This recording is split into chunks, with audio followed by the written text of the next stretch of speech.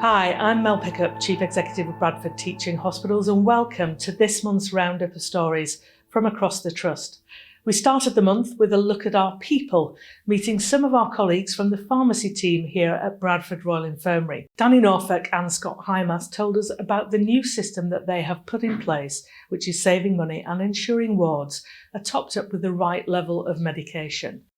The project was brought to us initially by our manager, which we volunteered for. The thing about it was we used pen and paper, which we used to come to the wards, top them up, and then we used to go back to that pharmacy and then process it through the computer, and then we had to print it off. So the process was very, very long. I did a trial and test with a laptop and it worked out. You saved like nearly half an hour on a top-up. Let me just have a quick look on your stock list, love, and I'll be able to tell you now straight away, sweet. So the patient care was a lot better.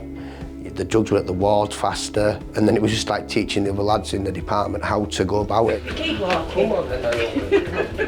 I've noticed over a period of time that we've been having a few issues around pharmacy. Overstocking, not enough room in the cupboards, expiry dates. So Danny came and spoke to me and asked me whether I would be interested in piloting a new scheme. It was like, right, tell us where to start, you know, what you want us to do, and that was it, we was off. It was like saving the wards money, wasn't it? Rectifying stock list, basically, so like if they didn't use it, do you really need it? Big thank you to Danny and Scott. You are real characters and real innovators, and we're so pleased with the work that you are doing. We also highlighted our partners this month by taking a look at some of the work the Trust does throughout the district to improve diabetes care.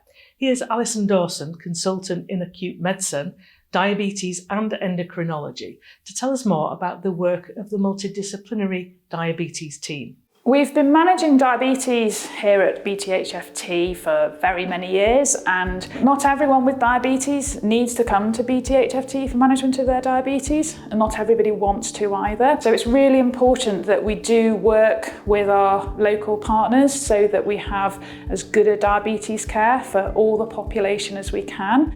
Here on the diabetes unit, we support the GP practices with their diabetes management. We go out and we deliver education to the whole practice so that the practice is empowered to manage these patients. We have a multidisciplinary foot team, so some patients may come from Airedale or Calderdale or Huddersfield and have some of their foot management here. We work in the antenatal clinic, where if you're pregnant and you've got diabetes, then we get your diabetes control as good as we can. We have our paediatric colleagues who look after the children, and the diabetes nurses can work with the children and their parents, and it's also important to work with the schools as well.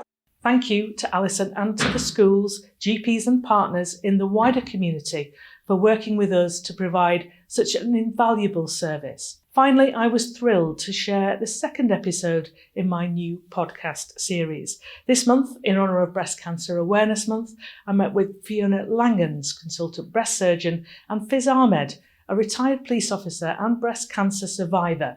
Here's Fiona telling us about breast cancer care within the district. I really feel incredibly proud to be part of the service here in Bradford. Over the last couple of years, we have managed so incredibly well in such difficult circumstances.